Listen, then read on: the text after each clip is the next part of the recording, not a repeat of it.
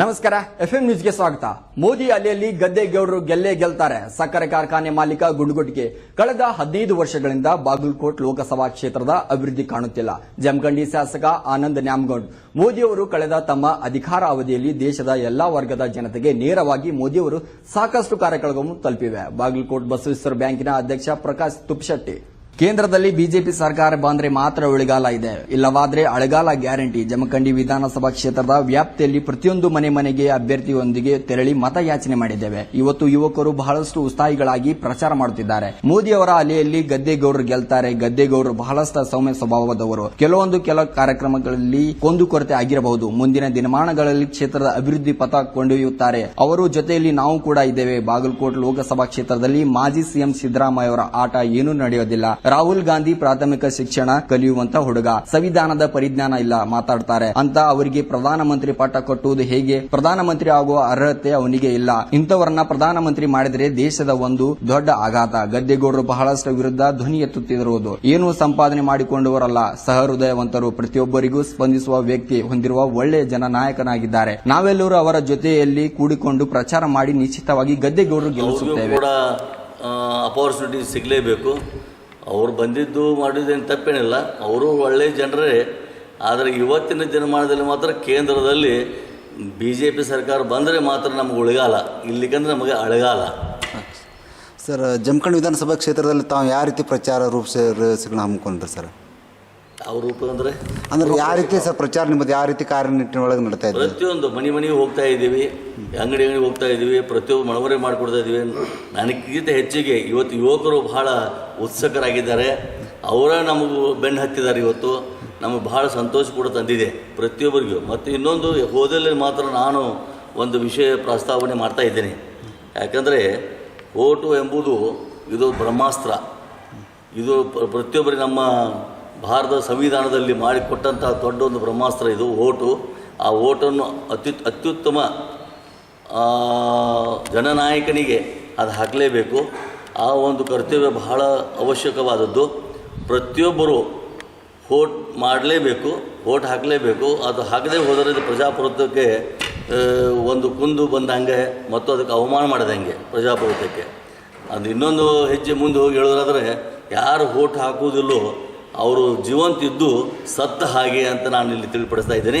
ಅದಕ್ಕೆ ಈ ಮೂಲಕ ಇಡೀ ನಮ್ಮ ದೇಶದಲ್ಲಿರುವ ಎಲ್ಲ ಯುವಕರು ಕೂಡ, ಎಲ್ಲ ನಾಗರಿಕರು ಕೂಡ ತಪ್ಪದೇ ತಮ್ಮ ವೋಟನ್ನು ಚಲಾಯಿಸಬೇಕು ಅಂತ ನಾನು ವಿನಂತಿಸಿಕೊಳ್ತಾ ಬೇಕು. ಸಮಯ ಪ್ರಜ್ಞೆ ಇರಬೇಕು, ನಿರ್ಣಯ ತೆಗೆದುಕೊಳ್ಳೋ ಶಕ್ತಿ ಇರಬೇಕು. ಅದು ಯಾವೂ ಕೂಡ ಇರಲಿಲ್ಲ. ಅಂಥವ್ರನ್ನ ನಾವು ಇವತ್ತೆಲ್ಲರೇ ಪ್ರಧಾನಮಂತ್ರಿ ಮಾಡಿದ್ದಾದ್ರೆ ಮಹಾಮೂರ್ತನ. ನಾವು ನಾವು ಸೂಸೈಡ್ ಮಾಡ್ಕೊಂಡಾಗ ಬಹಳಷ್ಟು ಮೂರ್ತನ ಆಗ್ತದೆ. ಅಂಥವ್ರು ಮಾಡ್ಕೋಬಾರ್ದು. ಇನ್ನೊಂದು ಇಲ್ಲಿದ್ರಾಗ ನೋಡಿದೆ ನಾನು, ಬಹಳ ವಿಚಿತ್ರವಾಗಿ ಮಾತಾಡೋದು ಕೂಡ ನಾವು ಕೇಳಿದ್ದೀವಿ. ಅದಕ್ಕೆ ಈ ಒಂದು ದಿಶೆಯಲ್ಲಿ ಮತ್ತಾರು ಮಾಡಿದ್ರಂದ್ರೆ, ಅವರು ಕಾಂಗ್ರೆಸ್ನವ್ರು ಮತ್ತಾರು ಪ್ರಪೋಸ್ ಮಾಡಿದ್ರಂದ್ರೆ ಅದು ಯೋಗ್ಯ ಇರ್ತಿತ್ತು. ಆದರೆ ಒಂದು ಸಣ್ಣ ಹುಡುಗ, ಬುದ್ಧಿಗೇಡಿ ಹುಡುಗ, ಪೊಳ್ಳು ವಿಚಾರವುಳ್ಳವಂಥವ್ರು, ಅದಕ್ಕೆ ಅಸ್ಥಿರತೆ, ಅಸಂಬದ್ಧವಾಗಿ ಮಾತಾಡುವಂತಹ ವ್ಯಕ್ತಿತ್ವ ಈ ರಾಹುಲ್ ಗಾಂಧಿ ಅಂಥವ್ರನ್ನೆಲ್ಲ ಪ್ರಧಾನಮಂತ್ರಿ ಮಾಡಿದ್ದಾದರೆ ಈ ದೇಶಕ್ಕೆ ಬಹಳ ಒಂದು ಆಘಾತಕಾರಕ ಅಂತ ನಾನು ಇಲ್ಲಿ ತಿಳಿಪಡಿಸ್ತಾ ಇದ್ದೀನಿ. ಅದಕ್ಕೆ ಈ ಒಂದು ನಿಟ್ಟಿನಲ್ಲಿ ಅವರೇನು ರಾಹುಲ್ ಗಾಂಧಿಯನ್ನು ಪ್ರಪೋಸ್ ಮಾಡಿದ್ದಾರೆ ಆ್ಯಸ್ ಎ ಪ್ರೈಮ್ ಮಿನಿಸ್ಟರ್ ಅಂತ, ಅವ್ರ ಅಧೋಗತಿಗೆ ಕಾರಣ ಅಂತ ನಾನು ಸ್ವಚ್ಛಿಸ್ಬಾರ್ದು. ಅದು ಆ ವ್ಯಕ್ತಿ ಈ ಒಂದು ದೊಡ್ಡ ಒಂದು ಸ್ಥಾನಕ್ಕೆ ಯೋಗ್ಯರಲ್ಲ ಅಂತ ಕೇಸಿದ ನಾವು ಒಬ್ಬನೇ ಅಲ್ಲ, ಇಡೀ ವಿಶ್ವದಲ್ಲಿಯೇ ಎಲ್ಲ ದೊಡ್ಡ ನಾಯಕರು ಕೂಡ ಇವತ್ತು ಹೇಳ್ತಾ ಇದ್ದಾರೆ. ಸರ್, ಲಾಸ್ಟ್ ಕ್ವಶನ್ ರೀ, ಗದ್ದೆಗೌಡರಿಗೆ ಯಾಕೆ ವೋಟ್ ಮಾಡ್ಬೇಕು ಸರ್? ಗದ್ದೆಗೌಡರು, ನಾ ಈಗಾಗಲೇ ಹೇಳಿದ್ದೀನಿ, ಗದ್ದೆಗೌಡರು ಏನು ಅಂಥದ್ದು ಮಹಾಪಾಪ ಮಾಡಿದ್ದಾರೆ. ಒಂದು ಯಾವ ಭ್ರಷ್ಟಾಚಾರದ ವಿರುದ್ಧ ಕೂಡ ಅವರು ಅದರ ಈ ಒಂದು ರಾಜಕೀಯ ಇದ್ದುಕೊಂಡು ಅವರು ಒಂದಷ್ಟು ಹಣವನ್ನು ಕೂಡ ಮಾಡ್ಕೊಂಡಿಲ್ಲ. ಸಹೃದಯಗಳಿದ್ದಾರೆ, ಪ್ರತಿಯೊಬ್ಬರಿಗೆ ಸ್ಪಂದಿಸಿದ್ದಾರೆ. ಆದರೆ ಈಗಾಗಲೇ ಹೇಳಿದಾಗೆ ಅವರು ಕೆಲವೊಂದು ಕುಟುಂಬಿಕ ಕಾರಣಗಳಿಂದ ಸ್ವಲ್ಪ ಪರಿಣಾಮಕಾರಿ ಆಗಿತ್ತು. ಮತ್ತು ಇವರು ಹೊರಗೆ ಬಂದಿದ್ದಾರೆ ಈಗ. ಮತ್ತು ಒಳ್ಳೆಯ ಜನಸೇವಕರು ಯಾರಿಗೆ ಕೆಟ್ಟ ಮಾಡಿದ್ದಾರೆ ಅವರು, ಯಾರಿಗೆ ಒಬ್ಬರು ಕೂಡ ಅವ್ರ ಬಗ್ಗೆ ವೈಯಕ್ತಿಕವಾಗಿ ಕೆಟ್ಟ ಅನ್ನಂಗಿಲ್ಲ. ಆದರೆ ಒಂದು ಸ್ವಲ್ಪ ನೀವೀಗ ಹೇಳಿದಾಗೆ ಕೆಲವೊಂದು ಕಾರಣಗಳಿಂದಾಗಿ ಕೆಲವು ಕಡೆ ಹೋಗಿರೋಕ್ಕಿಲ್ಲ. ಆದರೆ ಇಷ್ಟು ದೊಡ್ಡದು ಒಂದು ಕ್ಷೇತ್ರದಲ್ಲಿ ಎಲ್ಲ ಕಡೆ ಓಡಾಡೋದು ಕೂಡ ಅಸಾಧ್ಯವಾಗದ ಮಾತಾಗಿದೆ. ಅದಕ್ಕೆ ಅವರು ಇನ್ನೊಮ್ಮೆ ಬಂದಿದ್ದಾದರ ಜೊತೆಗೆ ನಾವೆಲ್ಲರೂ ಕೂಡಿಕೆಸಿ ತಿರುಗಾಡ್ತೀವಿ. ರಾಜ್ಯದ ಮತ್ತು ಜಿಲ್ಲೆಯ ಅಭಿವೃದ್ಧಿ ನಾವು ಮಾಡೇ ಮಾಡ್ತೀವಿ ಅಂತ ಇಲ್ಲಿ ಮತ್ತೊಂದು ನಾನು ತಿಳಿಸ್ತಾ ಇದ್ದೇನೆ, ಆ ವ್ಯಕ್ತಿ ನಿಶ್ಚಿತವಾಗಿ ಗೆದ್ದು ಬಂದೇ ಬರ್ತಾರಂತ ನಾವು ತಮಗೆ ತಿಳಿಪಡಿಸ್ತಾ ಇದ್ದೇನೆ.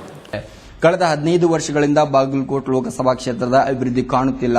ಜಮಖಂಡಿ ಶಾಸಕ ಆನಂದ್ ನ್ಯಾಮಗೌಡ್, ನಾವು ಸದ್ಯ ನ್ಯಾಮಿನೇಷನ್ ಕಾರ್ಯವು ಅಷ್ಟೇ ಮಾಡಿದ್ದೇವೆ, ಪ್ರಚಾರ ಕಾರ್ಯ ಎಲ್ಲಿ ಇನ್ನೂ ತೊಡಗಿಲ್ಲ. ಪಕ್ಷದ ಮುಖಂಡರ ಜೊತೆಯಲ್ಲಿ ಕ್ಷೇತ್ರದ ಪ್ರಚಾರ ಬಗ್ಗೆ ಪೂರ್ವಭಾವಿ ಸಭೆಯನ್ನು ಮಾಡಿದ್ದೇವೆ, ಪ್ರಚಾರ ಕಾರ್ಯದಲ್ಲಿ ತೊಡಗುತ್ತೇವೆ. ಕಳೆದ 15 ವರ್ಷಗಳಿಂದ ಬಾಗಲಕೋಟ್ ಲೋಕಸಭಾ ಕ್ಷೇತ್ರದಲ್ಲಿ ಅಂತ ಹೇಳುವಂತ ಯಾವುದೇ ಅಭಿವೃದ್ಧಿ ಕಾರ್ಯ ಆಗಿಲ್ಲ. ಹೀಗಾಗಿ ಕ್ಷೇತ್ರದ ಜನ ಬದಲಾವಣೆ ಬಯಸುತ್ತಿದ್ದಾರೆ. ಬಾಗಲಕೋಟ್ ಲೋಕಸಭಾ ಪ್ರಥಮ ಬಾರಿ ಮಹಿಳೆಗೆ ನಮ್ಮ ಪಕ್ಷ ಅವಕಾಶ ಕೊಡುವ ಮಾಡಿದೆ. ಕ್ಷೇತ್ರದ ಎಲ್ಲಾ ಯುವಕರಿಗೆ ಹಾಗೂ ಮಹಿಳೆಯರಿಗೆ ಒಂದು ಹೊಸ ಚೈತನ್ಯ ಮೂಡಿಸಿದೆ. ಕಳೆದ 5 ವರ್ಷದ ಅವಧಿಯಲ್ಲಿ ಮೋದಿಯವರ ಜನತೆಗೆ ಕೂಡ ಮಾಡಿದ ಅವೇಶನಗಳು ಇನ್ನೂವರೆಗೂ ಇಲ್ಲಿ ತನಕ ಈಡೇರಿಸಲಿಕ್ಕೆ ಆಗಲಿಲ್ಲ. ಇದರ ಬಗ್ಗೆ ಜನರಲ್ಲಿ ಅರಿವು ಮೂಡಿಸುವ ನಮ್ಮ ಪಕ್ಷದ ಅಭ್ಯರ್ಥಿಯಾಗಿರುವ ವೀಣಾ ಕಾಶ್ಯಪ್ನವರ ಅತ್ಯುನ್ನತ ಮತಗಳಿಂದ ಗೆಲ್ಲಿಸುತ್ತೇವೆ ಎಂದು ಮಾಧ್ಯಮದವರೊಂದಿಗೆ ಮಾತನಾಡಿದರು.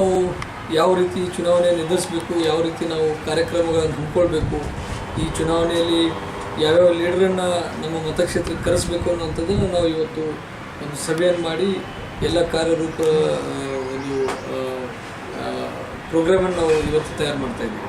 ಸೊ ಇನ್ನೂವರೆಗೆ ನಾವು ಚುನಾವಣೆ ಬರೀ ನಾಮಿನೇಷನ್ ಅಷ್ಟೇ ಮಾಡಿದ್ದೀವಿ, ಬೇರೆ ಯಾವುದೂ ಪ್ರಚಾರದ ಕಾರ್ಯದಲ್ಲಿ ಇನ್ನೂವರೆಗೆ ತೊಡ್ಕೊಂಡಿಲ್ಲ. ಇನ್ಮೇಲೆ ಇವತ್ತಿಂದ ನಾವು ಎಲ್ಲ ಪ್ಲ್ಯಾನ್ಸ್ಗಳನ್ನು ರೆಡಿ ಮಾಡಿ ಮುಂದೆ ಬರ್ತಕ್ಕಂಥ ದಿನಮಾನಗಳಲ್ಲಿ ಆ ನಿಟ್ಟಿನಲ್ಲಿ ಕೆಲಸ ಮಾಡ್ತೀವಿ. ಸರ್, ಕಳೆದ ಅವಧಿಯ ಲೋಕಸಭೆ ಸದಸ್ಯರ ಕಾರ್ಯಗಳ ಬಗ್ಗೆ ತಾವೇನು ಹೇಳ್ತೀರಿ ಸರ್? ಕಳೆದ ಅವಧಿಯಲ್ಲಿ ಸರ್ ಇಶಿ ಗದ್ದೇಗೌಡರವರು ಆಡಳಿತ ಬಗ್ಗೆ ತಾವೇನು ಹೇಳ್ತೀರಿ ಸರ್? ನೋಡಿ, ಜನ ಹೇಳ್ತಾ ಇದ್ದಾರೆ 15 ವರ್ಷ ನಾವು BJPಗೆ ಅವ್ರಿಗೆ ಅವಕಾಶ ಮಾಡಿಕೊಟ್ಟಿದ್ವಿ, ಕಳೆದ 15 ವರ್ಷದಲ್ಲಿ ಅಂಥ ಕಾಣ್ತಕ್ಕಂಥ ಕೆಲಸಗಳು ಯಾವುವು ಆಗಿಲ್ಲ ಅಂತೇಳಿ ಜನ ಮಾತನಾಡ್ತಿದ್ದಾರೆ. ಹೀಗಾಗಿ ಈ ಬಾರಿ ಬದಲಾವಣೆ ಆಗಬೇಕು ಅಂಥೇಳಿ ಒಂದು ಜನರ ಅಭಿಪ್ರಾಯ ಆಗಿದೆ. ಅದರಲ್ಲಿ ಪ್ರಥಮ ಬಾರಿಗೆ ಬಾಗಲಕೋಟೆಗೆ ಒಬ್ಬ ಮಹಿಳೆಯರಿಗೆ ನಮ್ಮ ಪಕ್ಷ ಅವಕಾಶ ಮಾಡಿಕೊಟ್ಟಿದ್ದು ಎಲ್ಲ ಯುವಕರಿಗೆ ಮತ್ತು ಮಹಿಳೆಯರಿಗೆ ಒಂದು ಹೊಸ ಚೈತನ್ಯವನ್ನು ತಂದಿರತಕ್ಕಂಥದ್ದು ನಾವು ಗಮನಿಸ್ತಾ ಇದ್ದೀವಿ. ಒಟ್ಟಾರೆಯಾಗಿ ಕಳೆದ 5 ವರ್ಷದಲ್ಲಿ ನರೇಂದ್ರ ಮೋದಿಯವರು ಏನು ಈ ಭಾರತ ದೇಶದ ಜನರಿಗೆ ಏನು ಒಂದು ಮಾತುಗಳನ್ನು ಕೊಟ್ಟಿದ್ದರು, ಆಶ್ವಾಸಗಳನ್ನು ಕೊಟ್ಟಿದ್ದರು, ಆ ಯಾವ ಆಶ್ವಾಸನೆಗಳನ್ನು ಇಲ್ಲಿವರೆಗೂ ಈಡೇರಿಸಿಲ್ಲ. ಅದನ್ನು ನಾವು ಜನರ ಮತದಾರರಿಗೆ ಮನವೊಲಿಸಿ ನಮ್ಮ ಪಕ್ಷದ ಅಭ್ಯರ್ಥಿಯಾಗಿರ್ತಕ್ಕಂಥ ವೀಣಾ ಕಾಶ್ಯಪ್ನವರನ್ನು ಗೆಲ್ಲಿಸ್ತಕ್ಕಂಥ ಒಂದು ಪ್ರಯತ್ನ ನಾವು ಮಾಡ್ತೀವಿ. ಸರ್, ಕ್ಷೇತ್ರದಂಥ CM ಕುಮಾರಸ್ವಾಮಿ ಅವರು ಪ್ರಚಾರ ಮಾಡ್ಬೋದು ಸರ್?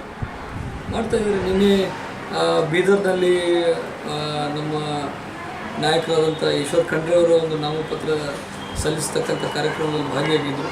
ಬರ್ಬೋದು, ಯಾವ ಸಂದರ್ಭದಲ್ಲೂ ನಾವು ಆಹ್ವಾನ ಕೊಟ್ಟರೆ ಸಮಯ ತೊಗೊಂಡು ಬರ್ಬೋದು, ಅದರಲ್ಲಿ ಎರಡನೇ ಮಾತು. ಸರ್, JDS ಪಕ್ಷದವರು ತಮ್ಮ ಪಕ್ಷಕ್ಕೆ ಓಟ್ ಮಾಡ್ಬೋದು ಸರ್? ಮಾಡ್ತಾರೆ. ಎರಡೂ ಪಕ್ಷ ಸೇರಿ ಇವತ್ತು ಈ ಚುನಾವಣೆಯನ್ನು ಎದುರಿಸ್ತಾ ಇದ್ದೀವಿ. ಕಾರಣ ನಮ್ಮ ಒಳಗೆ ಹಿರಿಯ ಭಿನ್ನಾಭಿಪ್ರಾಯ ಇದ್ದರೂ ಈ ಒಂದು ಕೋಮುವಾದಿ ಪಕ್ಷವನ್ನು ದೂರ ಇಡಬೇಕು, ಮತ್ತೆ ಅಧಿಕಾರಕ್ಕೆ ತರಬಾರ್ದು ಅನ್ನುವಂಥ ಒಂದೇ ಒಂದು ಉದ್ದೇಶಕ್ಕೊಂಡು ಇವತ್ತು JDS ಮತ್ತು ಕಾಂಗ್ರೆಸ್ ಪಕ್ಷ ಒಗ್ಗಟ್ಟಾಗಿ ಒಟ್ಟಾರೆಯಾಗಿ ಈ ಚುನಾವಣೆಯನ್ನು ಎದುರಿಸ್ತಾ ಇದ್ದೀವಿ. ಅದರಲ್ಲಿ ಯಾವುದೇ ಭಿನ್ನಾಭಿಪ್ರಾಯ ಇಲ್ಲ ಸರ್. ಟಿಕೆಟ್ ಆಕಾಂಕ್ಷಿಗಳಿದ್ರು ಸರ್, 4 ಜನ ಅವರಲ್ಲಿ ಏನೋ ಭಿನ್ನಾಭಿಪ್ರಾಯ? ಯಾವುದೇ ಥರದಂಥ ಭಿನ್ನಾಭಿಪ್ರಾಯ ಇಲ್ಲ. ಟಿಕೆಟ್ ಕೇಳ್ತಕ್ಕಂಥ ಹಕ್ಕು ಎಲ್ಲರಿಗೈತಿ. ಟಿಕೆಟ್ ಒಬ್ಬರಿಗೆ ಸಿಕ್ಕ ಮೇಲೆ ಇನ್ನು ಉಳಿದವರು ಎಲ್ಲರೂ ಕೂಡಿ ಒಟ್ಟಾಗಿ ನಾವೆಲ್ಲರೂ ಕೂಡಿ ಕೆಲಸ ಮಾಡ್ತಾ ಇದ್ದೀವಿ. ಸರ್, ತಮ್ಮ ಪಕ್ಷ 52 ಅಂಶಗಳ ಪ್ರಣಾಳಿಕೆಯನ್ನು ಬಿಡುಗಡೆ ಮಾಡಿ ಸರ್, ಅದ್ರ ಬಗ್ಗೆ ಏನು ಹೇಳ್ತೀರಿ? ಚುನಾವಣೆ ಪ್ರಣಾಳಿಕೆ ಭಾಳ ಉತ್ತಮವಾದಂಥ ಪ್ರಣಾಳಿಕೆಯಲ್ಲಿ ಪಾಯಿಂಟ್ಸ್ಗಳನ್ನು ಗಮನಿಟ್ಕೊಂಡಿದ್ದಾರೆ. ಭಾಳ ಮುಖ್ಯವಾಗಿ ರೈತರ ಸಾಲ ಮನ್ನಾ ಮಾಡ್ತೀವಿ ಅಂತ ಹೇಳಿದ್ದಾರೆ. ಅದ್ರ ಜೊತೆ ಏನು ನಿರುದ್ಯೋಗಿ ಯುವಕರದಾರ, ಬಡತನ ಕುಟುಂಬಗಳದಾವ, ಆ ಕುಟುಂಬಗಳಿಗೆ ಮಾಸಿಕವಾಗಿ 6,000 ರೂಪಾಯಿ ಅಂದರೆ ವಾರ್ಷಿಕವಾಗಿ 72,000 ರೂಪಾಯಿ ಕೊಡ್ತಕ್ಕಂಥ ಯೋಜನೆಯನ್ನು ಇವತ್ತಿನ ದಿವಸ ರಾಹುಲ್ ಗಾಂಧಿಯವರು ಘೋಷಣೆ ಮಾಡಿದ್ದು ಎಲ್ಲ ಯುವಕರಲ್ಲಿ ಒಂದು ಹೊಸ ಹುಮ್ಮಸ್ಸನ್ನು ತರ್ತಕ್ಕಂಥ ಕೆಲಸ ಆಗಿದೆ ಅಂತ ಈ ಸಂದರ್ಭದಲ್ಲಿ ಹೇಳಿದ್ವಿ. ವೀಣಾ ಕಾಶ್ಯಪ್ನವರು ಜಿಲ್ಲಾ ಪಂಚಾಯತ್ ಅಧ್ಯಕ್ಷರ ಸಮಯದಲ್ಲಿ ಯಾವುದೋ ಒಂದು ಸಭೆ ಸಮಾರಂಭಗಳನ್ನು ಸರಿಯಾಗಿ ನಡೆಸ್ಕೊಂಡು ಹೋಗಿಲ್ಲ ಅಂತ ಆರೋಪ ಸಾಮಾನ್ಯ ಸಭೆ ಸರ್. ನನಗೆ ಅನಿಸಿದ ಪ್ರಕಾರ 15 ವರ್ಷದ ಅವಧಿಯೊಳಗೆ ಲೋಕಸಭಾ ಅಭ್ಯರ್ಥಿಯವರು ಏನು ಕೆಲಸ ಮಾಡ್ಯಾರ, ಅದ್ರ ಜೊತೆ ನಾವು ಜಿಲ್ಲಾ ಪಂಚಾಯತಿ ಅಧ್ಯಕ್ಷನಿಯಾಗಿ ವೀಣಾ ಕಾಶ್ಯಪ್ನವರು ಏನು ಕೆಲಸ ಮಾಡ್ಯಾರ ಅಂತೇಳಿ ನಾವು ಜನರಿಗೆ ಕೇಳಿದಾಗ ಭಾಳಷ್ಟು ಜನ ಹೇಳ್ತಾರೆ ಕೇವಲ 3 ವರ್ಷದಲ್ಲಿ ಸಾಕಷ್ಟು ಅಭಿವೃದ್ಧಿ ಕೆಲಸಗಳನ್ನು ವೀಣಾ ಕಾಶ್ಯಪ್ನವರು ಮಾಡ್ಯಾರ ಅಂತನ್ನುವಂಥ ಮಾತು ಜನರ ಕಡೆಯಿಂದ ಕೇಳಿ ಬರ್ತಾ ಇದೆ. ಸರ್, JDS ಎಷ್ಟು ಗೆಲ್ಬೋದು ಸರ್? JDS ಎಷ್ಟು ಅಭ್ಯರ್ಥಿಗಳು ಗೆಲ್ಬೋದು ಸರ್? ಇಲ್ಲ ಕರ್ನಾಟಕ ಇದೆ ಸರ್. JDSನವ್ರಿಗೆ 8 ಮತಕ್ಷೇತ್ರದಲ್ಲಿ ಅವಕಾಶ ಮಾಡಿಕೊಟ್ಟಿದ್ದಾರೆ. 8 ಮತಕ್ಷೇತ್ರದಲ್ಲಿ JDSದವ್ರು ಗೆಲ್ತಾರೆ ಸರ್. 8 ಕ್ಷೇತ್ರದಲ್ಲಿ ಕಾಂಗ್ರೆಸ್ ಅಭ್ಯರ್ಥಿಗಳು ಮತ್ತು ಚಿಹ್ನೆನೇ ಇಲ್ಲ ಸರ್, ಅದ್ರ ಬಗ್ಗೆ ತಾವೇನು? ಇದು ನಮ್ಮ ಮೈತ್ರಿ ಸರ್ಕಾರ ಆದ ದಿನದಿಂದ ಬರ್ತಕ್ಕಂಥ ಲೋಕಸಭಾ ಚುನಾವಣೆಯಲ್ಲಿ ನಾವು ಒಂದಾಗಿ ಈ ಚುನಾವಣೆಯನ್ನು ಎದುರಿಸೋಣ ಅಂತ ತೀರ್ಮಾನ ನಮ್ಮ ಹೈಕಮಾಂಡ್ನಿಂದ ಆಗಿದೆ. ಹೀಗಾಗಿ ಯಾವುದೇ ಭಿನ್ನಾಭಿಪ್ರಾಯವಿಲ್ಲ. ಎಲ್ಲಿ ಕಾಂಗ್ರೆಸ್ ಪಕ್ಷದ ಅಭ್ಯರ್ಥಿಗಳು ಇದ್ದಾರೆ ಅಲ್ಲಿ JDSದವರು ಖಂಡಿತ ಸಹಕಾರ ಕೊಡ್ತಾರೆ. ಎಲ್ಲಿ JDS ಪಕ್ಷದ ಅಭ್ಯರ್ಥಿಗಳಾಗಿದ್ದಾರೆ ಅಲ್ಲಿ ಕಾಂಗ್ರೆಸ್ದವರು ಖಂಡಿತ ಸಹಕಾರ ಕೊಟ್ಟು ಆ ಅಭ್ಯರ್ಥಿನ ಗೆಲ್ಲುವಂಥ ಒಂದು ಪ್ರಯತ್ನ ಮಾಡ್ತಾ ಇದ್ದಾರೆ. ಸರ್, ಮಂಡ್ಯದಲ್ಲಿ ಕಾಂಗ್ರೆಸ್ ಅಭ್ಯರ್ಥಿಗಳು ಇದು JDS ಅಭ್ಯರ್ಥಿ ಪರವಾಗಿ ಕಾಂಗ್ರೆಸ್ ಮುಖಂಡರು ಪ್ರಚಾರಕ್ಕೆ ಹೋಗ್ತಾ ಇಲ್ಲಲ್ಲ ಸರ್?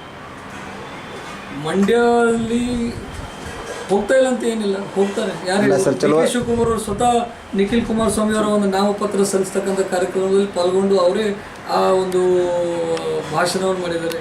ಬಾಗಲಕೋಟ್ ನಗರದಲ್ಲಿ ಪತ್ರಿಕಾಗೋಷ್ಠಿ ಉದ್ದೇಶಿಸಿ ಮಾತನಾಡಿದ ಬಾಗಲಕೋಟ್ ಬಸವೇಶ್ವರ ಬ್ಯಾಂಕ್ ಅಧ್ಯಕ್ಷ ಪ್ರಕಾಶ್ ತಪ್ಪಶೆಟ್ಟಿ, ಮೋದಿಯವರು ಕಳೆದ ತಮ್ಮ ಅಧಿಕಾರಾವಧಿಯಲ್ಲಿ ದೇಶದ ಎಲ್ಲಾ ವರ್ಗದ ಜನತೆಗೆ ನೇರವಾಗಿ ಮೋದಿಯವರು ಸಾಕಷ್ಟು ಕಾರ್ಯಕ್ರಮಗಳನ್ನು ತಲುಪಿವೆ. ಇದರಿಂದಾಗಿ ಬಾಗಲಕೋಟ್ ಲೋಕಸಭಾ ಕ್ಷೇತ್ರಕ್ಕೆ ಕಳೆದ ಅವಧಿಯಲ್ಲಿ ಈ ಕ್ಷೇತ್ರದ ಸಂಸದರಾದ ಗದ್ದೆಗೌಡರು ಸಾಕಷ್ಟು ಅಭಿವೃದ್ಧಿ ಕಾರ್ಯಗಳನ್ನು ಮಾಡಿದ್ದಾರೆ. ಕ್ಷೇತ್ರದ ಮೋದಿಯವರು ಅಲೆ ಹಾಗೂ ಗದ್ದೆಗೌಡರ ಅಭಿವೃದ್ಧಿ ಕಾರ್ಯಗಳನ್ನು ಅವರ ಗೆಲುವಿಗೆ ಶ್ರೀರಕ್ಷೆ ಆಗಲಿವೆ. ನಾನು ಕೂಡ ಬಾಗಲಕೋಟ್ ಲೋಕಸಭಾ ಕ್ಷೇತ್ರದ ಟಿಕೆಟ್ ಆಕಾಂಕ್ಷಿಯಾಗಿದ್ದೆ. ಸಾಮಾಜಿಕ ತಳಹದಿ ಮೇಲೆ ಟಿಕೆಟ್ ಕೈತಪ್ಪಿತು. ಅಸಮಾಧಾನದಲ್ಲಿ ಇಲ್ಲ. ನಮ್ಮ ಪಕ್ಷದ ಮುಖಂಡರು ನಾವು ಸಹಿತ ಅಭ್ಯರ್ಥಿ ಜೊತೆಯಲ್ಲಿ ಕ್ಷೇತ್ರದ ಪ್ರತಿಯೊಂದು ಗ್ರಾಮಕ್ಕೆ ಭೇಟಿ ಕೊಟ್ಟು ಮತಯಾಚನೆ ಮಾಡಿದ್ದೇವೆ. ಕ್ಷೇತ್ರದಲ್ಲಿ ಬಿಜೆಪಿ ಅಲ್ಲೇ ಜೋರಾಗಿ ಇದೆ. ಇದರಿಂದಾಗಿ ಗದ್ದೆಗೌಡರು 1 ಲಕ್ಷದ ಹೆಚ್ಚಿನ ಮತಗಳಿಂದ ಅಂತರದಿಂದ ಗೆಲುವು ಖಚಿತ ಎಂದು ಮಾತನಾಡಿದರು. ಇರ್ತಕ್ಕಂತಹ ವಿಷಯ ಮತ್ತು ಪ್ರಸ್ತುತವಾದಂಥ ವಿಷಯ ರಾಷ್ಟ್ರದಾಗಿರ್ಬೋದು, ರಾಜ್ಯದಾಗಿರ್ಬೋದು, ತಮಗೆಲ್ಲ ಗೊತ್ತಿರುವಂತೆ ಭಾರತದ ದೇಶದ ಒಂದು ಈಗ ನಮ್ಮ ಪ್ರಪಂಚದ ಪುಟದಲ್ಲಿ ಇರ್ತಕ್ಕಂಥ ಭಾರತ ದೇಶ ಯಾವ ಮಟ್ಟಿಗೆ ಹೋಗಿದೆ, ಯಾವ ಮಟ್ಟದಲ್ಲಿ ಇದೆ ಅನ್ನುವಂಥದ್ದು ತಮ್ಮೆಲ್ಲರಿಗೂ ಗೊತ್ತಿದೆ.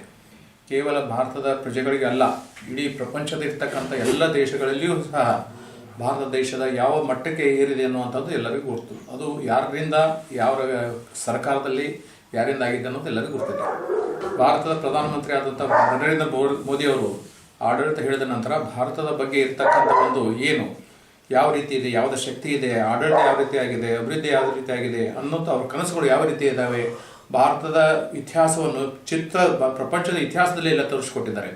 ಮತ್ತು ಎಲ್ಲರೂ ಹೇಳ್ಬೋದು ಬಾಗಲಕೋಟದಲ್ಲಿ ಹೀಗಿದೆ, ಬಾಗಲಕೋಟದಲ್ಲಿ ಹಾಗಿದೆ, ಅವ್ರೇನು ಕೆಲಸ ಮಾಡ್ಯಾರ, ಇವರೇನು ಕೆಲಸ ಮಾಡ್ಯಾರ ಅನ್ನೋದು ಪ್ರಸ್ತುತ ಅಲ್ಲ. ಇರ್ತಕ್ಕಂಥ ಪ್ರಸ್ತುತ ವಿಷಯ ಏನಿದಪ್ಪ ಅಂತಂದ್ರೆ ಭಾರತ ದೇಶದಲ್ಲಿ ಆಗ್ತಕ್ಕಂಥ ಪ್ರಗತಿ, ಭಾರತ ದೇಶದಲ್ಲಿ ಆಗ್ತಕ್ಕಂಥ ಅಭಿವೃದ್ಧಿ, ಭಾರತ ದೇಶದಲ್ಲಿ ಆಗ್ತಕ್ಕಂಥ ಮುಂದಿನ ಕಾರ್ಯಕ್ರಮ ಯೋಜನೆಗಳೇನಿದ್ದಾವೆ ಮತ್ತು ಭಾರತದ ಪ್ರಧಾನಮಂತ್ರಿ ಯಾವ ರೀತಿ ಇದ್ದಾರೆ, ಅವರಲ್ಲಿ ಇರ್ತಕ್ಕಂಥ ಶಕ್ತಿ ಏನು, ಅವರಲ್ಲಿ ಇರ್ತಕ್ಕಂಥ ಯೋಜನೆಗಳು ಏನು ಅನ್ನುವಂಥದ್ದು ಎಲ್ಲರಿಗೂ ಗೊತ್ತಿದೆ. ಯುವಕರಿಗೆ ಯಾವ ರೀತಿ ಕೆಲಸ ಮಾಡ್ತಾ ಇದೆ, ರೈತರಿಗೆ ಯಾವ ರೀತಿ ಕೆಲಸ ಮಾಡ್ತಾ ಇದೆ ಅನ್ನುವಂಥದ್ದು, ಮತ್ತು ಈಗಾಗಲೇ ರೈತರ ಪರವಾಗಿ ಮಂಡಿಸಂತ ಬಜೆಟ್ ಏನಿದೆ ಅಲ್ಲ, ಎಲ್ಲ ತಮಗೆಲ್ಲ ಗೊತ್ತಿದೆ ಯಾವ ರೀತಿ ಮಾಡಿದ್ದಾರೆ. ಎಲ್ಲ ವರ್ಗಕ್ಕೂ ಇದ್ದಂಥ ವರ್ಗಕ್ಕಂತಲ್ಲ, ಕೇವಲ ಒಂದೇ ವರ್ಗ ಸೀಮಿತವಾಗಿ ಮಾಡ್ತಕ್ಕಂಥ ಬಜೆಟ್ ಅಲ್ಲ. ಎಲ್ಲರ ಕೃಷಿ ಇರ್ಬೋದು, ಆರೋಗ್ಯ ಇರ್ಬೋದು, ಸ್ವಚ್ಛತಾ ಇರ್ಬೋದು, ಯುವಕರು ಇರ್ಬೋದು, ನಂತರ ದೇಶದ ಭದ್ರತೆ ಇರ್ಬೋದು, ದೇಶದ ರಕ್ಷಣೆ ಇರ್ಬೋದು, ಇವೆಲ್ಲನೂ ನೋಡಿದ್ರಪ್ಪ ಅಂತಂದ್ರೆ ಅತ್ಯಂತ ಯೋಗ್ಯವಾದ, ಅತ್ಯಂತ ಪ್ರತಿಷ್ಠಿತವಾದಂಥ ಒಂದು, ಎಲ್ಲರೂ ಅನ್ಬೋದು ಈ ಚುನಾವಣೆ ಗಿಮಿಕೃತ ಮಾಡಿರ್ಬೋದು ಅನ್ನೋಂಥದ್ದು, ಅದ್ರ ವಾಸ್ತವ ಏನಿದೆ ಅನ್ನೋದು ಎಲ್ಲರಿಗೂ ಗೊತ್ತಿದೆ. ಅದನ್ನು ನೋಡ್ಕೊಂಡ ಇವತ್ತು ದಿವಸ ನಮ್ಮ ಕಾಂಗ್ರೆಸ್ ಪ್ರಣಾಳಿಕೆ ಏನು ಮಾಡಿದ್ರಲ್ಲೇ, ಕಾಂಗ್ರೆಸ್ ಪ್ರಣಾಳಿಕೆಯಲ್ಲಿ ನೋಡ್ಬೋದು ಎಷ್ಟಂತ ಇನ್ನೂ ಅನೇಕ ಲೋಪದೋಷಗಳಿದ್ದಾವೆ. ಅದ್ರ ಚರ್ಚೆ ಮಾಡೋದು ಅವಶ್ಯಕತೆ ಇಲ್ಲ ಅಂತ ನನಗನ್ನಿಸ್ತದೆ. ಇರ್ತಕ್ಕಂಥ ಪ್ರಸ್ತುತ ವಿಷಯ ಏನಪ್ಪ ಅಂತಂದ್ರೆ ಭಾರತ ದೇಶ ಯಾವ ರೀತಿ ಇರಬೇಕು, ಯಾರ ನಾಯಕತ್ವದಲ್ಲಿ ಇರಬೇಕು, ನಾವು ಯಾರನ್ನ ಆರಿಸ್ತಾ ಇರಬೇಕು, ಯಾರು ಸಮರ್ಥರದಾರ ಅನ್ನುವಂಥದ್ದು ಮಾತ್ರ. BJP ಇರ್ಬೋದು, ಕಾಂಗ್ರೆಸ್ ಇರ್ಬೋದು, ಅದು ಮಾತು ಬೇರೆ, ಯಾರಿಗೆ ಹೇಗೆ ಇದೆ ಅನ್ನೋಂಥ ವಿಷಯ ಅದು ಪ್ರಶ್ನೆ ಬರೋದಿಲ್ಲ. ಅದಕ್ಕೋಸ್ಕರ ಇವತ್ತಿನ ದಿವಸ ಎಲ್ಲ ಯುವಕರಾಗಲಿ, ಮಹಿಳೆಯರಾಗಲಿ, ಬಡವರಾಗಲಿ, ಕಾರ್ಮಿಕರಾಗಲಿ, ಅವ್ರಿಗಿರ್ತಕ್ಕಂಥ ಯಾವ ರೀತಿ ಯೋಜನೆಗಳು ದಕ್ಕಿದ್ದಾವೆ, ಯಾವ ರೀತಿ ಫಲಾನುಭವಿ ಆಗಿದ್ದಾರೆ. ಈಗ ಉಜ್ವಲ ಯೋಜನೆ ಇರ್ಬೋದು, ಆರೋಗ್ಯ ಯೋಜನೆ ಇರ್ಬೋದು, ಆನಂತರ ರೈತರ ಮನ್ನಾ ಮಾಡಿದಂತಿರ್ಬೋದು, ಕಾರ್ಮಿಕರಿಗೆ ಕೊಡ್ತಕ್ಕಂಥ ಪಿಂಚಣಿ ಇರ್ಬೋದು, ದೇಶದ ಭದ್ರತೆ ಮಾಡ್ತಕ್ಕಂಥ ಪೆನ್ಷನ್ ಯೋಜನೆ ಇರ್ಬೋದು, ಅನೇಕ ಯೋಜನೆಗಳನ್ನು ಮಾಡಿದ್ದಾರೆ. ದೇವರು ಅನ್ನುವಂಥದ್ದು ಏನಿದೆಪ್ಪ, ಈಗ ಇರ್ತಕ್ಕಂಥ ಬಡ ಜನರು ಮೋದಿನೇ ದೇವರು ಅನ್ನೋಂಥ ದೃಷ್ಟಿಯಲ್ಲಿ ಕಾಣ್ತಾ ಇದ್ದಾರೆ. ನಿಜವಾಗಿ ಹೇಳಬೇಕಂತ ಬಂದರೆ ಅತ್ಯಂತ ನಮ್ಗೆ ಪ್ರಿಯವಾದಂಥ ಪ್ರಧಾನಮಂತ್ರಿ ಅಂತ ಶಕ್ತಿ ಏನಿದೆ, ಅವರು ಇರ್ತಕ್ಕಂಥ ಯೋಜನೆಗಳಿದ್ದಾವೆ, ನಾವು ಎಲ್ಲರೂ ನಂಬಬೇಕು. ಅದು ಪಕ್ಷಾತೀತವಾಗಿ ನಂಬಬೇಕು, ಜಾತ್ಯತೀತವಾಗಿ ನಂಬಬೇಕು. ಅವ್ರು ಇರ್ತಕ್ಕಂಥ ಯಾವ ರೀತಿ ಯೋಜನೆಗಳದಾವೆ, ಭಾರತ ದೇಶನ ಎಲ್ಲಿ ಒಯ್ಯಬೇಕು, ಯಾವ ಮಟ್ಟಕ್ಕೆ ಒಯ್ಯಬೇಕು ಅನ್ನೋಂಥ, ಅವರಲ್ಲಿಂದ ಸ್ವಾರ್ಥ ಅಂತೂ ಇಲ್ಲ. ಅವ್ರು ಇರ್ತಕ್ಕಂಥ ಒಬ್ಬರೇ ಒಬ್ಬರು ದೇಶದ ಒಂದು ಮುನ್ನುಡೆ ಯಾವ ರೀತಿ ಇರಬೇಕು, ಯಾವ ರೀತಿ ಮುನ್ನಡೆ ತೊಗೊಂಡು ಹೋಗ್ಬೇಕು, ಯಾವ ರೀತಿ ನಾವು ಅದನ್ನು ಮುಂದೆ ಒಯ್ಯಬೇಕು ಅನ್ನುವಂಥದ್ದು ಪ್ರಪಂಚಕ್ಕೆ ಯಾವ ರೀತಿ ತೋರಿಸ್ಬೇಕು, ನಮ್ಮ ಇರ್ತಕ್ಕಂಥ ದೇಶದ ಪ್ರತಿಯೊಂದು ಪ್ರಜೆಗಳು ಯಾವ ರೀತಿ ಮುಟ್ಟಬೇಕು ಅನ್ನುವಂಥ ಯೋಜನೆ ಇಟ್ಕೊಂಡು ಮಾಡ್ತಕ್ಕಂಥ ಕೆಲಸಗಳು ನಿಜವಾಗಿ ಶ್ಲಾಘನೀಯ. ಮತ್ತು ಯಾವುದೇ ರೀತಿಯಿಂದ ಪಕ್ಷದ ಆಧಾರದ ಮೇಲೆ ಹೇಳ್ತಾ ಇಲ್ಲ. ನಾನು ಪಕ್ಷದ ಆಧಾರದ ಮೇಲೆ ಬರೋದು, ನಾನು BJP ಕಾರ್ಯಕರ್ತ, BJP ಆಕಾಂಕ್ಷಿನೂ ಆಗಿದ್ದೆ. ಆದರೆ ಇರ್ತಕ್ಕಂಥ ಪ್ರಶ್ನೆ ಏನಿದೆಪ್ಪ ಅಂತಂದ್ರೆ ಭಾರತದ ದೇಶ ಎಲ್ಲಿ ಇರಬೇಕು, ಯಾವ ಮಟ್ಟಕ್ಕೆ ಇರಬೇಕು, ಯಾವ ದೃಷ್ಟಿಯನ್ನು ಇಟ್ಕೊಂಡು ಮಾಡ್ತಕ್ಕಂಥ ಚುನಾವಣೆ. ಇದು ಕೇವಲ ಕರ್ನಾಟಕ ಅಷ್ಟೇ ಅಲ್ಲ, ಭಾರತ ದೇಶದಲ್ಲಿ ಇರ್ತಕ್ಕಂಥ ಎಲ್ಲ ರಾಜ್ಯದ ಪ್ರಜೆಗಳು, ಎಲ್ಲ ನಾಡಿನ ಪ್ರಜೆಗಳು ಅವರ ದೃಷ್ಟಿಕೋನ ಇಟ್ಕೊಂಡು ಮಾಡ್ತಕ್ಕಂಥ ಚುನಾವಣೆ. ಈ ಚುನಾವಣೆ ನಿಶ್ಚಿತವಾಗಿಯೂ ನಮ್ಮ ಮೋದಿ ಸರ್ಕಾರ ಮೋದಿ ಮತ್ತೊಮ್ಮೆ ಪ್ರಧಾನಿ ಆಗ್ತಾರೆ ಅನ್ನುವಂಥದ್ದು ಎಲ್ಲ ಯುವಕರ ಒಂದು ಆಶೆ, ಅವ್ರಲ್ಲಿ ಕನಸು, ಅದೊಂದು ಕನಸಿಗೆ ಇವರನ್ನು ಮತ್ತೊಮ್ಮೆ ಮೋದಿ ಆಗಬೇಕು ಅನ್ನುವಂಥ, ಮತ್ತೊಮ್ಮೆ ಮೋದಿ ಪ್ರಧಾನಮಂತ್ರಿ ಆಗಬೇಕು ಅನ್ನುವಂಥದ್ದು ಆ ದೃಷ್ಟಿಕೋನ ಇಟ್ಕೊಂಡು ಎಲ್ಲರೂ ಪ್ರಯತ್ನ ಮಾಡ್ತಾರೆ. ಆ ಪ್ರಯತ್ನದಲ್ಲಿ ಎಲ್ಲರೂ ಯಶಸ್ವಿ ಆಗ್ತಾರೆ ಅನ್ನುವಂಥದ್ದು ಮಾತನ್ನು ಹೇಳ್ತಾ ಇವತ್ತು ದಿವಸ ನಾನು ತಮ್ಮ ಮೂಲಕೂ ಸಹ ಪ್ರತಿಯೊಂದು ಮತದಾರರು ಯಾವುದೇ ದೃಷ್ಟಿಯಿಂದ ಯಾವುದೋ ವಂಚಿತ ಆಗದೆ ಅವರು ಅವತ್ತಿನ ದಿವಸ ಕಮಲದ ಗುರುತಿಗೆ ವೋಟ್ ಹಾಕಬೇಕು. ಅಲ್ಲಿ ಇರ್ತಕ್ಕಂಥ ಹುರಿಯಾಳು ಯಾರು, ಅಭ್ಯರ್ಥಿ ಯಾರು ಅನ್ನೋದು ಗೌಣ. ಇರ್ತಕ್ಕಂಥ BJP ಚಿಹ್ನ ಕಮಲಕ್ಕೆ ವೋಟ್ ಹಾಕಬೇಕು. ಏಪ್ರಿಲ್ 23ನೇ ತಾರೀಕಿನ ನಡೀತಕ್ಕಂಥ ಚುನಾವಣೆ ಯಾರು ತಪ್ಪದೇ ಬಂದು ಮತ ಹಾಕಿ ನಮ್ಮನ್ನು ಆರಿಸಿ ತರಬೇಕು, BJPನ ಆರಿಸಿ ತರಬೇಕು, ಮೋದಿನ ಮತ್ತೊಮ್ಮೆ ಪ್ರಧಾನಮಂತ್ರಿ ಆಗಬೇಕು, ಅವ್ರ ಕೈ ಬಲಪಡಿಸಬೇಕು ಅನ್ನೋ ಮಾತನ್ನು ತಮ್ಮ ಮೂಲಕ ಹೇಳ್ತಾ ಇದ್ದಾರೆ. ಸರ್, BJP ಪಕ್ಷ ಹಿಂದುಳಿದವ್ರನ್ನ ಕಡೆಗಣಿಸಿದೆ. ಇಲ್ಲಿ ಯಾರಿಗೆ ಟಿಕೆಟ್ 28 ಕ್ಷೇತ್ರಗಳು ಒಬ್ಬರಿಗೊಬ್ಬರು ಟಿಕೆಟ್ ಕೊಟ್ಟಿಲ್ಲ, ಮುಸ್ಲಿಂ ಮತ್ತು ಹಿಂದುಳಿದ ವರ್ಗದವ್ರಿಗೆ ಅಂತೇಳಿ ಅಪಾದನೆ ಆಗ್ತಾ ಇದೆ ಸರ್. ಹಿಂದೂಗಳಿಗೆ ಮುಸ್ಲಿಂ ಆಧಾರದ ಹಿಂದುಳಿದ ವರ್ಗದವ್ರಿಗೆ ಸರ್, ಹಿಂದುಳಿದ ವರ್ಗದ ಅನ್ನುವಂಥದ್ದೇನಿಲ್ಲ, ಯಾರೂ ಕಡೆಗಣಿಸೋದಂತ ಪ್ರಶ್ನೆ ಬರೋದಿಲ್ಲ. ಅವರ ಸಾಮರ್ಥ್ಯ, ಅವರಲ್ಲಿ ಸಮೀಕ್ಷೆಗಳನ್ನು ಯಾವ ರೀತಿ ಆಧಾರದ ಮಾಡಿದ್ದಾರೆ ಆ ಒಂದು ದೃಷ್ಟಿಕೋನ ಇಟ್ಕೊಂಡು ಮಾಡಿದ್ದಾರೆ. ಅದರಲ್ಲಿ ಇರ್ತಕ್ಕಂಥ ಅವ್ರಿಗೆ ಬೇರೆ ಬೇರೆ ರೀತಿಯಿಂದ ಬೇರೆ ಬೇರೆ ಪಕ್ಷಗಳಿಗಾಗಲಿ, ಬೇರೆ ಬೇರೆ ದೃಷ್ಟಿಕೋನಗಾಗಲಿ, ಬೇರೆ ಬೇರೆ ರಂಗದಲ್ಲಿ ಅವ್ರು ಸಾಕಷ್ಟು ಅವರಿಗೆ ಅನುಕೂಲ ಮಾಡಿಕೊಟ್ಟಿದ್ದಾರೆ. ಕೇವಲ ಇದನ್ನು ಟಿಕೆಟ್ ಕೊಡೋದು ಒಂದೇ ಅಂತಲ್ಲ, ಅವ್ರಿಗೆ ಕೊಡಬೇಕಾದಂಥ ಸವಲತ್ತುಗಳು, ಅವ್ರಿಗೆ ಕೊಡಬೇಕಂಥ ಸೌಕರ್ಯಗಳು, ಅವ್ರಿಗೆ ಕೊಡಬೇಕಂತ ಯಾವುದೇ ರೀತಿಯಿಂದ ಇರ್ತಕ್ಕಂಥ ಇವರು ಹಿಂದೂ, ಮುಸಲ್ಮಾನ, ಕ್ರಿಶ್ಚಿಯನ್ರು ಅನ್ನುವಂಥ ಭೇದ ಭಾವ ಇಲ್ಲದೆ ಅವ್ರಿಗೆ ಕೊಡಬೇಕಾದಂಥ ಕೇವಲ ಟಿಕೆಟ್. ನಾನು ಆಕಾಂಕ್ಷೆ ಆಗಿದ್ದೆ, ನಾನು ಇನ್ನು ಹಿಂದೂ ಅಲ್ಲ, ಹಿಂದೂ ಅನ್ನೋಂಥ ಪ್ರಶ್ನೆ ಇಲ್ಲ, ನಾನು ಹಿಂದೂನೇ. ಅಲ್ಪಸಂಖ್ಯಾತರು ಅಥವಾ ಹಿಂದುಳಿದವರು ಅನ್ನುವಂಥ ಏನಿದೆಲ್ಲ ಇದು ಪ್ರಶ್ನೆ ಬರೋದಿಲ್ಲ ಇಲ್ಲಿ. ಯಾಕಂತಂದ್ರೆ ಇರ್ತಕ್ಕಂಥ ಸಮರ್ಥವಾದಂಥ ವ್ಯಕ್ತಿ ಪಾರ್ಲಿಮೆಂಟಲ್ಲಿ ಯಾವ ರೀತಿ ಅವನು ಪ್ರತಿನಿಧಿಸ್ತಾನ ಅನ್ನುವಂಥದ್ದು ಮಾತ್ರ ಇರ್ತದೆ ಹೊರತು ಅದ್ರ ಬಗ್ಗೆ ಅವರು ಅಲ್ಪಸಂಖ್ಯಾತರಾಗಲಿ, ಹಿಂದುಳಿದವರಾಗಲಿ, ಕ್ರಿಶ್ಚಿಯನ್ರಾಗಲಿ ಅನ್ನುವಂಥ ಭೇದ ಭಾವ ಇರೋದಿಲ್ಲ. ಅವ್ರ ಸಾಮರ್ಥ್ಯ, ಅವ್ರು ಮಾಡ್ತಕ್ಕಂಥ ಕೆಲಸ ಕಾರ್ಯಗಳನ್ನು ದೃಷ್ಟಿಕೋನ. ಲೋಕಸಭಾ ವ್ಯಾಪ್ತಿಯಲ್ಲಿ ಬರ್ತಕ್ಕಂಥ ಎಲ್ಲ ವಿಧಾನಸಭಾ ಕ್ಷೇತ್ರಗಳಿಗೆ ನಮ್ಮ ಶಾಸಕರು, ಮಾಜಿ ಶಾಸಕರು ಹಾಗೂ ನಮ್ಮ ಪಕ್ಷದ ಕಾರ್ಯಕರ್ತರ ಜೊತೆ ಸೇರಿ ಭೇಟಿ ಕೊಟ್ಟಿದ್ದೇನೆ.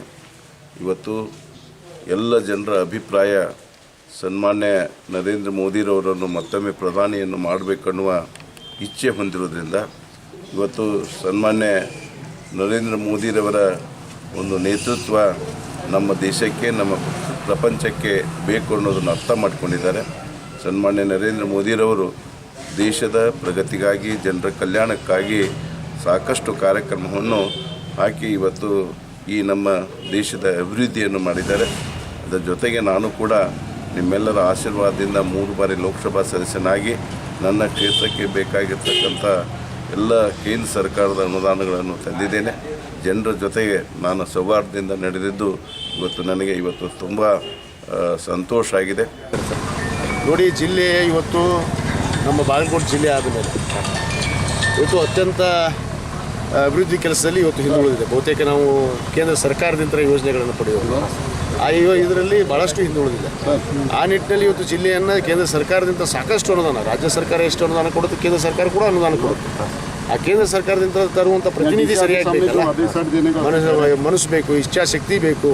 ಆ ಇಚ್ಛಾಶಕ್ತಿ ಇರುವಂಥ ಅಭ್ಯರ್ಥಿಗೆ ಗುರುತಿಸಿದ್ರೆ ಖಂಡಿತವಾಗಿ ಅಭಿವೃದ್ಧಿ ಪಡಿಸೋದಕ್ಕೆ ನಾವು ಒಂದು ಜವಾಬ್ದಾರಿಯನ್ನು ಬರ್ತೀವಿ ಅನ್ನೋ ಮಾತನ್ನು ಹೇಳಕ್ಕೆ ಇಚ್ಛೆ. ಸರ್, ಕ್ಷೇತ್ರಕ್ಕೆ ವೀಣಾ ಕಾಶ್ಯಪ್ನವ್ರ ಕೊಡುಗೆ ಏನು ಸರ್? ನೋಡಿ, ಎಲ್ಲರ ಕೊಡುಗೆ ಏನು ಅಂದರೆ ಭಾಳಷ್ಟು, ಎಲ್ಲರೂ ಯಾರು ಏನು ಕೊಡುಗೆ ಇದೆ ದೇಶಕ್ಕೆ. ಹಾಗೆ ಇವತ್ತು BJP ಅವ್ರದ್ದು ಏನು ಕೊಡುಗೆ ಇದೆ ಈ ದೇಶಕ್ಕೆ? ಈ ದೇಶಕ್ಕೆ ಏನು ಕೊಡುಗೆ ಇಲ್ಲ. ಕಾಂಗ್ರೆಸ್ದವರು ಇವತ್ತು ಈ ದೇಶದ ಸ್ವಾತಂತ್ರ್ಯವನ್ನು ತಂದು ಕೊಟ್ಟದ್ದು ಮತ್ತು ತಮ್ಮ ಜೀವವನ್ನು ಒತ್ತಿ ಇಟ್ಟಿದ್ದಾರೆ ನಮ್ಮ ಕಾಂಗ್ರೆಸ್ದವರು. ಈ ಶ್ರೀಮತಿ ಇಂದಿರಾ ಗಾಂಧಿಯವರು, ರಾಜೀವ್ ಗಾಂಧಿಯವರು ತಮ್ಮ ಜೀವನವನ್ನೇ ದೇಶಕ್ಕಾಗಿ ಕಳ್ಕೊಂಡಿದ್ದಾರೆ. BJP ಅವ್ರ ಮನೆಯಾಗ ಒಂದು ನಾಯಿ ಮರಿಯಾರು ಸತ್ತಿದೆಯಾ? ಏನು ದೇಶಕ್ಕೆ ಕೊಡುಗೆ ಇದೆ ಇವ್ರಿಗೆ? ಸುಮ್ಮನೆ ಹೇಳೋದವರು 60 ವರ್ಷ ಕಾಂಗ್ರೆಸ್ ಆಳಿತು, 60 ವರ್ಷ ಕಾಂಗ್ರೆಸ್ ಆಳಿತು. 60 ವರ್ಷ ಕಾಂಗ್ರೆಸ್ ಆಳಿದ್ದಕ್ಕೆ ಇವತ್ತು ಸ್ವಾತಂತ್ರ್ಯ ಸಿಕ್ತು. ನಮ್ಮ ದೇಶದಲ್ಲಿ ಶಾಂತಿ ನೆಮ್ಮದಿಯಿಂದ ಎಲ್ಲ ಜಾತಿ ಜನಾಂಗಗಳು ಒಗ್ಗಟ್ಟಾಗಿ ಬದುಕ್ತಾ ಇದ್ದೀವಿ. ಇವತ್ತು ಇವ್ರು ಏನು ಮಾಡಿದ್ದು, ಏನು ಸಾಧನೆ? 5 ವರ್ಷದಲ್ಲಿ ಮೋದಿಯವರು ಏನು ಸಾಧನೆ ಮಾಡಿದರು? ಏನಾದರೂ ಅಭಿವೃದ್ಧಿ ಪಡಿಸಿದ್ರ? ರೈತರು ನೋಡಿದ್ರ, ನೇಕಾರ ನೋಡಿದ್ರ, ಈ ಉದ್ಯೋಗಸ್ಥರು ನೋಡಿದ್ರ? ಇವ್ರು ಮಾಡಿದ್ದು ಒಂದೇ, ನೋಟ್ ಬ್ಯಾನು, GST, ಅದೇ ಒಂದು ದೊಡ್ಡ ಸಾಧನೆ. ರೈಫಲ್ ಹಗರಣ, ಅವ್ರಿಗೆ 7 ಸೀಟ್ ತೆಗೆದುಕೊಂಡಿದ್ದಾರೆ, ನಾವು 21 ಸೀಟನ್ನು ತೆಗೆದುಕೊಂಡಿದ್ದೀವಿ. ಎಲ್ಲ ಕಡೆ ಕಾಂಗ್ರೆಸ್ JDS ಇವತ್ತು ಒಗ್ಗಟ್ಟಾಗಿ ಕೆಲಸ ಮಾಡುವಂಥದ್ರಲ್ಲಿ ಯಾವುದೇ ಸಂದೇಹ ಇಲ್ಲ. ಅವರು ಕೂಡ ನಮ್ಮ ಜೊತೆ ನಿಂತಿರ್ತಾರೆ. ಅವರು ನಮಗೆ ಸಹಾಯ ಮಾಡೋದು, ನಾವು ಅವ್ರಿಗೆ ಸಹಾಯ ಮಾಡೋದು. ಈ ಮೈತ್ರಿಯ ತಂತ್ರವನ್ನು ನಾವು ಪಾಲನೆಯನ್ನು ಮಾಡ್ತೀವಿ ಅನ್ನೋ ಮಾತನ್ನು. ಬಾಗಲಕೋಟೆ ಜಿಲ್ಲೆಯಲ್ಲಿ ಕಾಂಗ್ರೆಸ್ನಲ್ಲಿ ಯಾವುದೇ ಭಿನ್ನಾಭಿಪ್ರಾಯ ಇಲ್ಲ. ಟಿಕೆಟ್ ಹಂಚಿಕೆ ಕಾಂಗ್ರೆಸ್ಸಲ್ಲಿ ಯಾವುದೇ ಭಿನ್ನಾಭಿಪ್ರಾಯಗಳು ಇಲ್ಲ. ಇದು ಊಹಾಪೋಹಗಳು. ವಿರೋಧ ಪಕ್ಷಗಳು ಇದೇ ಮಾಡ್ತಾ ಇದ್ದೀರಿ, ಒಂದು ಅಸ್ತ್ರ ಇಟ್ಕೊಂಡು ನಮ್ಮ ಊಹಾಪೋಹಗಳು ತೊಗೊಂಡು ಏನು ಮಾಡ್ತಾರೆ?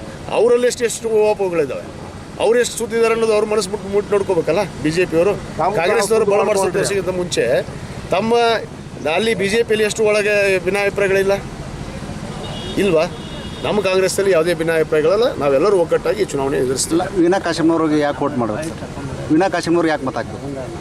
ವೀಣಾ ಕಾಶ್ಯಪ್ನವರಿಗೆ ಪಕ್ಷ ಅಭ್ಯರ್ಥಿ ಅಂತ ಘೋಷಣೆ ಮಾಡಿದೆ. ಕಾಶ್ಯಪ್ನವ್ರ ಕುಟುಂಬ ಇವತ್ತು ನನ್ನನ್ನು ಒಳಗೊಂಡು ಈ ಜಿಲ್ಲೆಯಲ್ಲಿ ಹುಣಗುಂದ ಮತಕ್ಷೇತ್ರದಲ್ಲಿ ಕಳೆದ ಸುಮಾರು 30 ವರ್ಷಗಳಿಂದ ನಾವು ರಾಜಕೀಯ ಜೀವನದಲ್ಲಿದ್ದೀವಿ. ಈ ಜಿಲ್ಲೆಗೆ ಆಗಲಿ ನಮ್ಮ ಕ್ಷೇತ್ರಕ್ಕೆ ಆಗಲಿ, ಮತ್ತು ಅವಳು ಕೂಡ ಕಳೆದ 3 ವರ್ಷ ಜಿಲ್ಲಾ ಪಂಚಾಯಿತಿ ಅಧ್ಯಕ್ಷರಾಗಿ ಈ ಜಿಲ್ಲೆಯಲ್ಲಿ ಕೆಲಸ ಮಾಡಿದ್ದಾರೆ. ಸುಮಾರು 700 ಹಳ್ಳಿಗಳನ್ನು ಸುತ್ತಿದ್ದಾರೆ. ಅನೇಕ ಗ್ರಾಮ ವಸ್ತುಗಳನ್ನು ಮಾಡಿದ್ದಾರೆ. ಅನೇಕ ಮೂಲಭೂತ ಸೌಕರ್ಯಗಳನ್ನು ಜನರಿಗೆ ಏನು ಅವಶ್ಯಕತೆ ಇದೆ, ಜಿಲ್ಲಾ ಪಂಚಾಯಿತಿ ಅನುದಾನದಲ್ಲಿ ಏನು ಅವರಿಗೆ ಅವಶ್ಯಕತೆ ಇದೆ, ಆ ಅವಶ್ಯಕತೆಯನ್ನು ಎಲ್ಲ ತಾಲೂಕುಗಳಿಗೆ ಮುಟ್ಟಿಸುವಂಥ ಕೆಲಸ ಮಾಡಿದ್ದಾರೆ. ಆದ ಕಾರಣವೇ ಇವತ್ತು ಪಕ್ಷ ಗುರುತಿಸಿದೆ, ಜನರು ಬೆಂಬಲಿಸ್ತಾ ಇದ್ದಾರೆ. ಇದೇನು ಕೇವಲ ಕುಟುಂಬದವರು ನಾವು ಹಠಬಿದ್ದು ಟಿಕೆಟ್ ತಂದಂಥದ್ದಲ್ಲ. ಇವತ್ತು ಜನರು ಬಯಸಿದ್ರು, ಈ ಪಕ್ಷನೂ ಬಯಸಿತು. ಆದ ಕಾರಣ ಇವತ್ತು ಅಭಿವೃದ್ಧಿ ಆಗಿದ್ದಾರೆ. ನಮಗೆ ಗೆಲ್ಲುವ ಒಂದು ವಿಶ್ವಾಸ ಕೂಡ ಇದೆ ಅನ್ನೋ ಮಾತನ್ನು ಹೇಳಕ್ಕೆ ಇಚ್ಛೆಪಡ್ತೀವಿ. ವೀಣಾ ಕಾಶಪ್ಪ ಅವ್ರ ಕುಟುಂಬ ರಾಜಕಾರಣ ಅಂತೇಳಿ ಆಮೇಲೆ ವಿರೋಧ ಆಗ್ತದೆ. ನೋಡ್ರಿ, ಯಾರು ಕುಟುಂಬದ ರಾಜಕಾರಣಿ ಇಲ್ಲ, ಕುಟುಂಬದ ರಾಜಕಾರಣಿ ಬಗ್ಗೆ ಯಾರು ಮಾತಾಡ್ತಾರೆ? ಎಷ್ಟು ಜನ ಯಾರಿಲ್ಲ, ಎಲ್ಲರೂ ಕುಟುಂಬದ ರಾಜಕಾರಣಿ. ಇವಾಗ ಡಾಕ್ಟರ್ ಮಗ ಡಾಕ್ಟರ್ ಆಗ್ತಾನೆ, ಮಾಸ್ತರ್ ಮಗ ಮಾಸ್ತರ್ ಆಗ್ತಾನೆ, ಇಂಜಿನಿಯರ್ ಮಗ ಇಂಜಿನಿಯರ್ ಆಗ್ತಾನೆ, ರಾಜಕಾರಣಿ ಮಕ್ಕಳು ರಾಜಕಾರಣಿನ ಆಗ್ತಾರೆ. ಅದರಲ್ಲಿ ಏನು ಬೇರೆ ಇಲ್ಲೇ ಇಲ್ಲ. ನಾವು ಬೇರೆ ಮಾಡೋಕ್ಕೆ ನಮಗೆ, ಯಾಕಂದರೆ ಸಾರ್ವಜನಿಕರ ಒಂದು ಸಂಪರ್ಕ ಬಂದುಬಿಟ್ಟಿರುತ್ತೆ ನಮ್ಮ ಹುಟ್ಟೊತ್ತಿಗೆ. ಈಗ ನನ್ನೇ ತಗೊಳ್ಳಿ ಉದಾಹರಣೆ, ನಾನು ಶಾಸಕನ ಆಗ್ಬೇಕಂದ್ರೆ ಸುಮ್ಮನೆ ಬಂದು ಗದ್ದಿಗೆ ಕುಂದಿರಲಿಲ್ಲ, ಶಾಸಕನಾಗಲಿಲ್ಲ. ನಮ್ಮ ತಂದೆಯವರು ಶಾಸಕರಾದರು, ನಮ್ಮ ತಾಯಿಯವರು ಶಾಸಕರಾದರು, ತದನಂತರ ನಾನು ಶಾಸಕನಾದೆ. ಏನು ನಾನು ಸೀದಾ ಬಂದು ಶಾಸಕನಾಗಿ ಕೂತ್ನ? ನಾನು ಎಸ್ ಆರ್ ಕಾಶ್ಯಪ್ನವ್ರ ಮಗ ಅಂತ ತಕ್ಷಣ ಆ ಥರ ಇರೋದಿಲ್ಲ. ನಾವು ಸೇವೆಯನ್ನು ಮಾಡಿದ್ವಿ, ಜನರು ಸೇವೆ ಮಾಡಿದ್ದಕ್ಕೆ ನಮ್ಗೆ ಮೆಚ್ಚಿಲ್ಲ. ಲಾಸ್ಟ್ ಒಂದು ಕ್ವಶನ್ ಸರ್, ವಿಜಯಾನಂದ ಕಾಶ್ಯಪ್ನವರು ರಫ್ ಆ್ಯಂಡ್ ಟಫ್ ಅಂತೇಳಿ ಅಂತಿರ್ತಾರೆ ಸರ್. ಅದು ರಫ್ ಆ್ಯಂಡ್ ಟಫ್ ಸತ್ಯ. ನನ್ನ ಹುಟ್ಟು ಗುಣ ಏನು ಮಾಡೋಕ್ಕಾಗಲ್ಲ. ಆದರೆ ನಾವು ಮನಸ್ಸು ಒಂದಿರುತ್ತಲ್ಲ, ಅದು ನೋಡ್ಬೇಕಲ್ಲ ಜನ. ನಾವು ಸತ್ಯ ಹೇಳ್ತೀವೋ ಸುಳ್ಳು ಹೇಳ್ತೀವೋ ಅನ್ನೋದು ಅದನ್ನು ನೋಡ್ಬೇಕಲ್ಲ. ರಫ್ ಆ್ಯಂಡ್ ಟಫ್ ಅಂದರೆ ಏನು? ಇದ್ದಿದ್ದು ಹೇಳೋದಕ್ಕೆ ರಫ್ ಆ್ಯಂಡ್ ಟಫ್ ಅಷ್ಟೇ. ಹೌದು, ಇಂದು ಮೈತ್ರಿ ಸರ್ಕಾರದ ಅಭ್ಯರ್ಥಿ ಸುನೀತಾ ಚವಾಣ್ ಪರ ಕೆಪಿಸಿಸಿ ಅಲ್ಪಸಂಖ್ಯಾತ ಘಟಕದ ಅಧ್ಯಕ್ಷರಾದ ಉಸ್ಮಾನ್ ಪಟೇಲ್ ಭರ್ಜರಿ ಪ್ರಚಾರ ನಡೆಸಿದರು.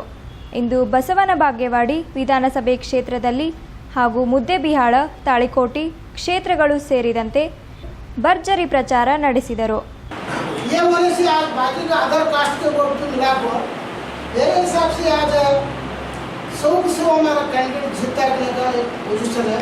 वैसे हालत में सब हमारी सी का ऑब्जेक्शन इसलिए है, हमारा वोट तो बढ़ता है. अब हमें क्या मेहनत कर दिया, हमें डाल चुप घर में बैठना है, तो ये भी नहीं समझना है. तो हमें 50 साल से वोट डालने, आज भी हमें कुछ वोट देना. वोट देने में एक चालक है, हर मुसलमान आदमी का एक हिंदू का दोस्त रहता है. तो एक बार रिक्वेस्ट कर ले, हमारे वोट साहब उसका भी वोट डालने लगा है, तो हमारे 2 लाख सब 4 लाख वोट को डबल तो 4 लाख बनने से ज़्यादा अपना ताकत ये बात मिलने की पोजीशन है.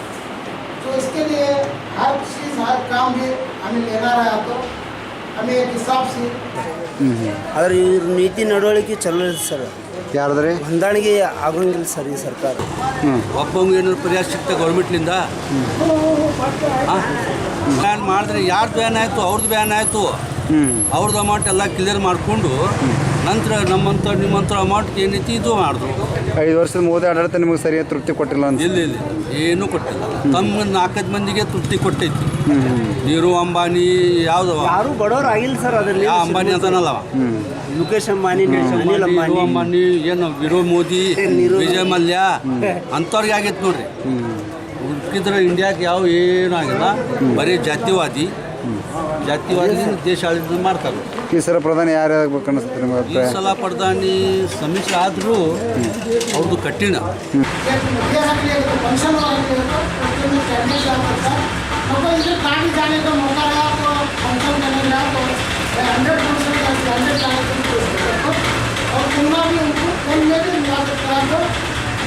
आने का तो 100% हमारे कैंडिडेट का रिपोर्ट पूरा 99% है.